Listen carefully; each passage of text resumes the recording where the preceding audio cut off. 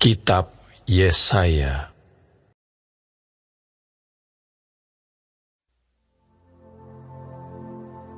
Maka dalam tahun ke-14 zaman Raja Hizkia, majulah Sanherib Raja Asyur menyerang segala kota berkubu negeri Yehuda, lalu merebutnya. Raja Asyur mengutus juru minuman agung dari Lakis ke Yerusalem kepada Raja Hizkia disertai suatu tentara yang besar. Ia mengambil tempat dekat saluran kolam atas di jalan raya pada padang tukang penatu. Keluarlah mendapatkan dia Elyakim bin Hilkia, kepala istana, dan Sebna, panitera negara, serta Yoah bin Asaf, bendahara negara. Lalu berkatalah juru minuman agung kepada mereka, "Baiklah, katakan kepada Hizkia, beginilah kata Raja Agung, Raja Asyur. Kepercayaan macam apakah yang kau pegang ini? Kau kira bahwa hanya ucapan bibir saja dapat merupakan rencana dan kekuatan untuk perang? Sekarang, kepada siapa engkau berharap? Maka engkau memberontak terhadap aku. Sesungguhnya, engkau berharap kepada tongkat bambu yang patah terkulai itu, yaitu Mesir, yang akan menusuk dan menembus tangan orang yang bertopang kepadanya. Begitulah keadaan Firaun, Raja Mesir, bagi semua orang yang berharap kepadanya. Dan apabila engkau berkata kepadaku, kami berharap kepada Tuhan Allah kami, bukankah Dia itu yang bukit-bukit pengorbanannya dan mesbah-mesbahnya telah dijauhkan oleh Hizkia, sambil berkata kepada Yehuda dan Yerusalem, di depan mesbah inilah kamu harus sujud menyembah. Maka sekarang, baiklah bertaruh dengan tuanku Raja Asyur. Aku akan memberikan 2.000 ekor kuda kepadamu, jika engkau sanggup memberikan dari pihakmu orang-orang yang mengendarainya. Bagaimanakah mungkin engkau memukul mundur satu orang perwira tuanku yang paling kecil? Padahal engkau berharap kepada Mesir dalam hal kereta dan orang-orang berkuda. Sekarang pun, adakah di luar kehendak Tuhan aku maju melawan negeri ini untuk memusnahkannya? Tuhan telah berfirman kepadaku, majulah menyerang negeri itu dan musnahkanlah itu. Lalu berkatalah Elyakim, Sebna, dan Yoah kepada juru minuman agung, silahkan berbicara dalam bahasa Aram kepada hamba-hambamu ini, sebab kami mengerti. Tetapi janganlah berbicara dengan kami dalam bahasa Yehuda, sambil didengar oleh rakyat yang ada di atas tembok. Tetapi juru minuman agung berkata, adakah tuanku mengutus aku untuk mengucapkan perkataan-perkataan ini hanya kepada tuanmu dan kepadamu saja? Bukankah juga kepada orang-orang yang duduk di atas tembok, yang memakan tainya dan meminum air kencingnya bersama-sama dengan kamu? Kemudian berdirilah juru minuman agung, dan berserulah ia dengan suara nyaring dalam bahasa Yehuda. Ia berkata, dengarlah perkataan Raja Agung, Raja Asyur. Beginilah kata Raja, janganlah Hizkia memperdayakan kamu, sebab ia tidak sanggup melepaskan kamu. Janganlah Hizkia mengajak kamu berharap kepada Tuhan dengan mengatakan, tentulah Tuhan akan melepaskan kita. Kota ini tidak akan diserahkan ke dalam tangan Raja Asyur. Janganlah dengarkan Hizkia, sebab beginilah kata Raja Asyur. Adakanlah perjanjian penyerahan dengan aku, dan datanglah keluar kepadaku. Maka setiap orang daripadamu akan makan dari pohon anggurnya, dan dari pohon aranya, serta minum dari sumurnya. Sampai aku datang, dan membawa kamu ke suatu negeri seperti negerimu. Suatu negeri yang bergandum dan berair anggur. Suatu negeri yang berroti dan berkebun anggur. Jangan sampai Hizkia membujuk kamu dengan mengatakan, Tuhan akan melepaskan kita. Apakah pernah para Allah bangsa-bangsa melepaskan negerinya masing-masing dari tangan Raja Asyur? Di manakah para Allah negeri Hamat dan Arpad? Di manakah para Allah negeri Sefarwaim? Apakah mereka telah melepaskan Samaria dari tanganku? Siapakah di antara semua Allah negeri-negeri ini yang telah melepaskan negeri mereka dari tanganku, sehingga Tuhan sanggup melepaskan Yerusalem dari tanganku? Tetapi orang berdiam diri dan tidak menjawab dia sepatah kata pun, sebab ada perintah raja, bunyinya, "Jangan kamu menjawab dia." Kemudian pergilah Elyakim bin Hilkia kepala istana, dan Sebna panitera negara, dan Yoah bin Asaf bendahara negara, menghadap Hizkia dengan pakaian yang dikoyakan, lalu memberitahukan kepada raja perkataan juru minuman agung.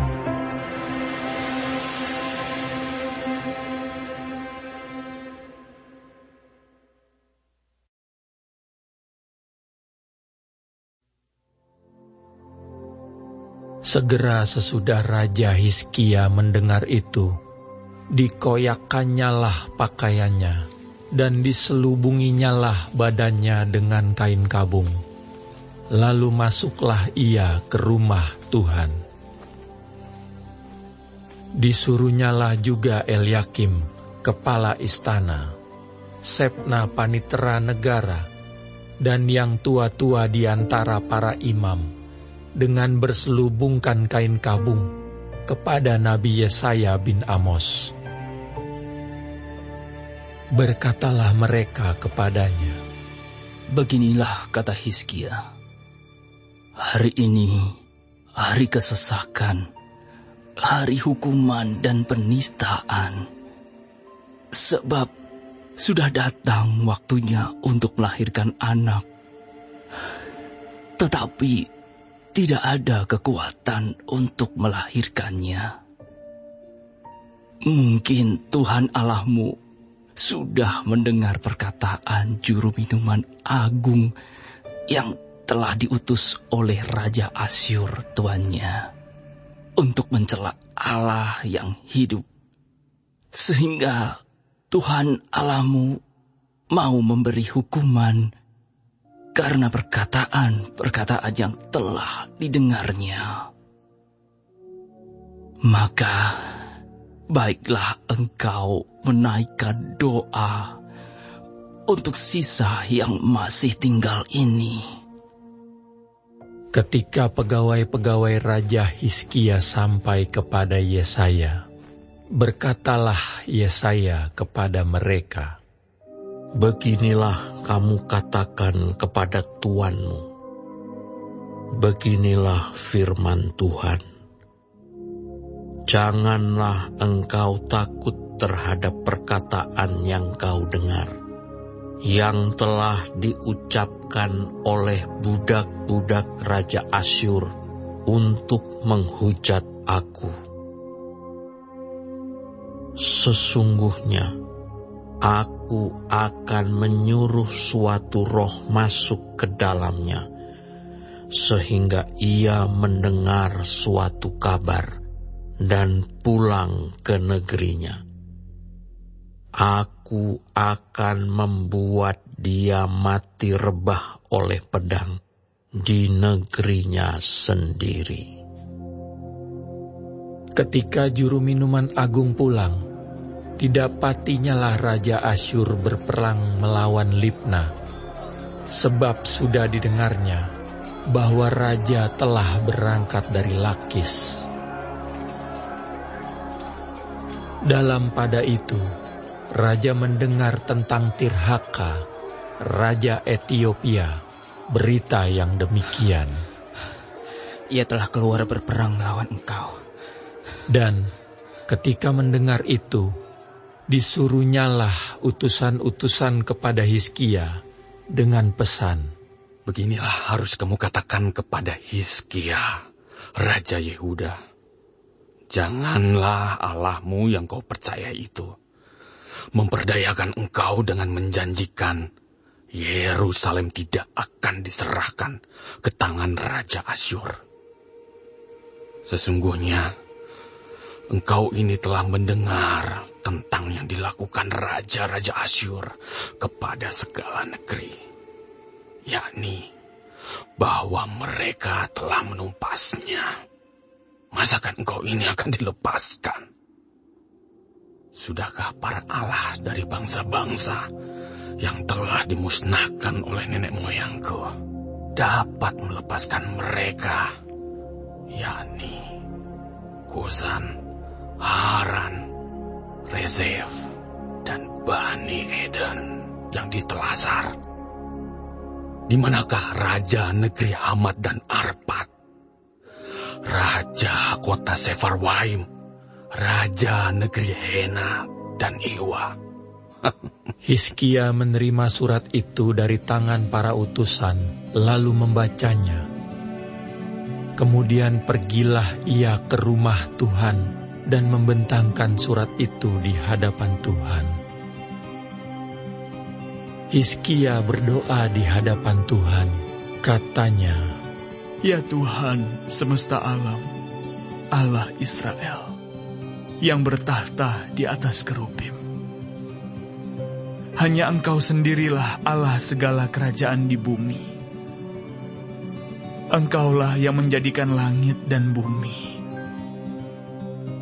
Sendengkanlah telingamu, ya Tuhan, dan dengarlah. Bukalah matamu, ya Tuhan, dan lihatlah. Dengarlah segala perkataan Sanherib yang telah dikirimnya untuk mencela Allah yang hidup. Ya Tuhan, memang raja-raja Asyur telah memusnahkan semua bangsa dan negeri-negeri mereka, dan menaruh para Allah mereka ke dalam api, sebab mereka bukanlah Allah, hanya buatan tangan manusia, kayu, dan batu. Sebab itu dapat dibinasakan orang. Maka sekarang, ya Tuhan Allah kami, selamatkanlah kami dari tangannya, supaya segala kerajaan di bumi mengetahui bahwa hanya Engkau sendirilah Tuhan. Lalu Yesaya bin Amos menyuruh orang kepada Hizkia, mengatakan, Beginilah firman Tuhan Allah Israel tentang yang telah kau doakan kepadaku mengenai Sanherib, Raja Asyur. Inilah firman yang telah diucapkan Tuhan mengenai dia. Anak Dara yaitu Putri Sion telah menghina engkau, telah mengolok-olokkan engkau, dan Putri Yerusalem telah geleng-geleng kepala di belakangmu. Siapakah yang engkau cela dan engkau hujat? Terhadap siapakah engkau menyaringkan suaramu dan memandang dengan sombong-sombong? Terhadap yang Maha Kudus, Allah Israel. Dengan perantaraan hamba-hambamu, engkau telah mencela Tuhan, dan engkau telah berkata, dengan banyaknya keretaku, aku naik ke tempat-tempat tinggi di pegunungan, ke tempat yang paling jauh di gunung Libanon. Aku telah menebang pohon-pohon arasnya yang tinggi besar, pohon-pohon sanobarnya yang terpilih. Aku telah masuk ke tempat tinggi yang paling ujung, ke hutan pohon-pohonannya yang lebat. Aku ini telah menggali air dan telah minum air. Aku telah mengeringkan dengan telapak kakiku segala sungai di Mesir. Bukankah telah kau dengar bahwa aku telah menentukannya dari jauh hari dan telah merancangnya dari zaman purbakala?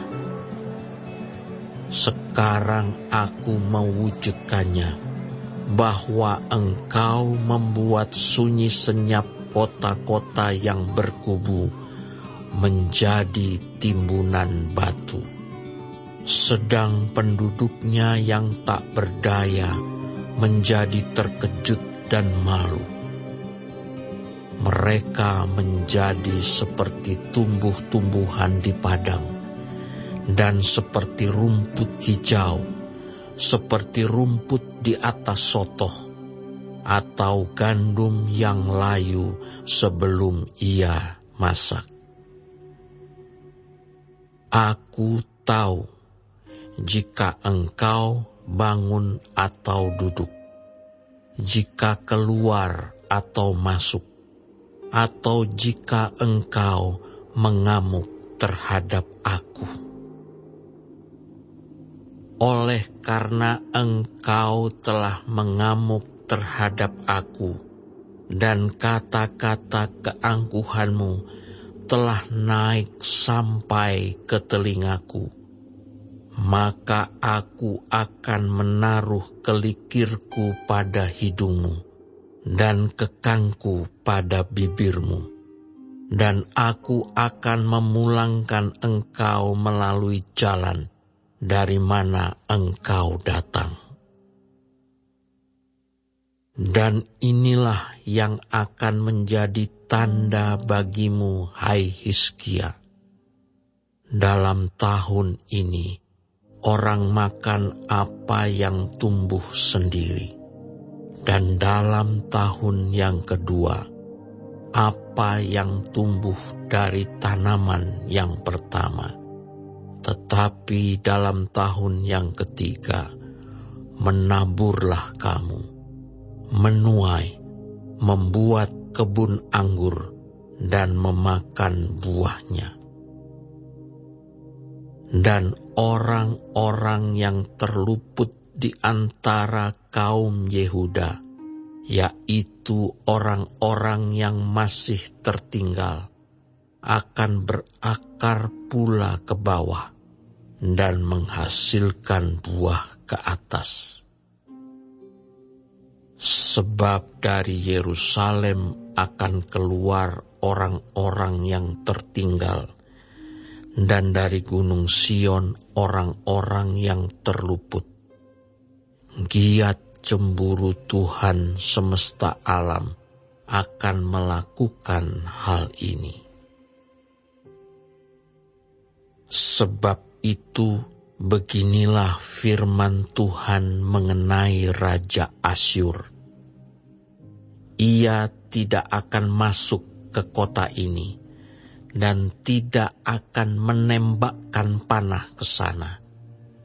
Juga ia tidak akan mendatanginya dengan perisai, dan tidak akan menimbun tanah menjadi tembok untuk mengepungnya.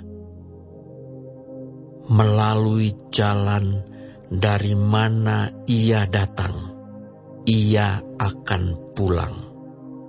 Tetapi ke kota ini ia tidak akan masuk.